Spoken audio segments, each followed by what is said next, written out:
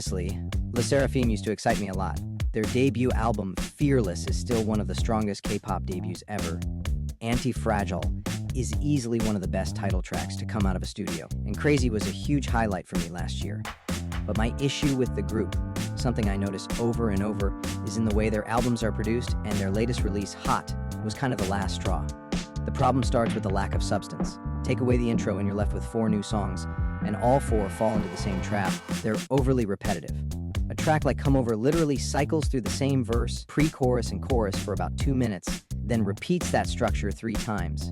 On top of that, most of the songs barely hit 2.5 minutes, which doesn't give them space for a real break, a build-up, or any kind of production twist that could elevate the track. To make matters worse, the songs are often stripped of richness. Hardly any layering, harmonies, or even ad-libs. They feel bare, disposable, almost designed for quick consumption. And that's frustrating because this is the same group that once gave us B-sides like Impurities and Blue Flame. That's why, personally, I put them in a box where I don't expect surprises or big moments anymore. I just hope I can enjoy the title track, at the very least.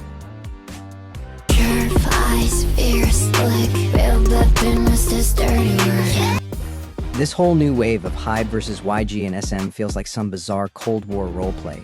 Every time a fan war sparks, like Katsui versus aespa or Illit versus New Jeans, suddenly 50 different fandoms come crawling out of nowhere trying to wedge themselves into the drama. I mean, why are fuckus blinks trying to beef with rookies like Illit? Like, y'all are such a losers. This girls are half your old ass age. And that's exactly how I always see these fandoms, especially the 3rd gen ones. No one even called you into the conversation yet you're desperate to jump in. Wake up, it's not 2020 anymore. You're not the main characters. Nobody cares.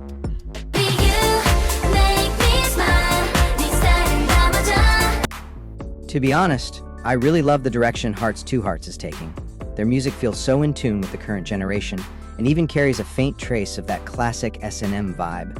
The chase especially, the production on that track sounds like it cost $1 trillion. But why do they still feel so distant from groups like aespa or Red Velvet? I think the biggest reason is both Lee Soo-man stepping away from S&M and the new way 5th gen groups are being structured. With aespa, it was always clear, Ningning and Winter carried the vocals.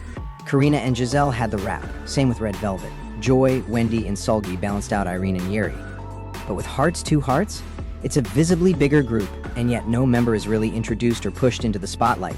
If they don't have a rap line, then who's supposed to be the main dancer? If everyone sings and dances, then why haven't we seen standout stages of each member, like Karina's Solo Mama dance stage in 2020? Every cover H2H puts out is always a group performance, so in the end, nobody walks away knowing any individual member's name. K-pop has definitely changed. You can love the fact that idols aren't being boxed into strict roles, forced ships, or old stereotypes like groups used to rely on with EXO, or Twice to increase each member's popularity. But at the same time, you can't expect every group to pull a New Jeans and win over the general public. So SM needs to know what way they'll push this, girls.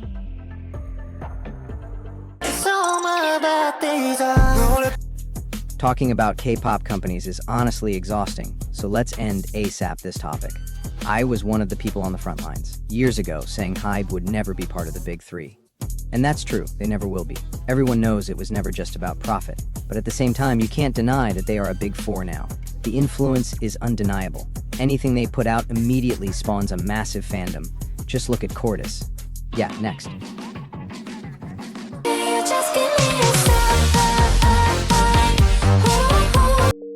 And this part is very much my own take. I see so many people praising this guy's outdated music, and it's ridiculous.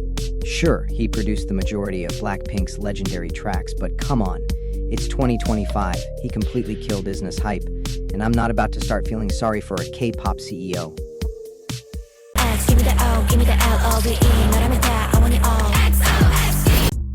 I wish I was bluffing, but this year really confirmed to me that the future of 4th gen feels numbered. And I'm not just talking about charts, which already show the decline, but also the quality, which has dropped off a cliff. No joke, xoxz is the worst IVE title for me, Rich Man is the worst aespa title for me, and this pattern follows with Beautiful Strangers, I Want You, and so on. All of them sit at the very bottom of the discographies of groups I used to love, groups I used to anticipate every release from. Maybe I've outgrown K-pop, or maybe the industry is just going through its lowest point. The real issue is that 5th gen holds zero interest for me. Every day there's another debut, and each one is more forgettable than the last. And the thing is, even when it was hard to move on from 3rd gen after 2021, I still felt genuine excitement for every 4th gen comeback. I literally followed it all since day one. At this point, I just hope next year brings something better musically for the groups I still care about, because I know they're not going anywhere because they're not disbanding. Until then, I can only hope K-pop finds its way back to being a niche again.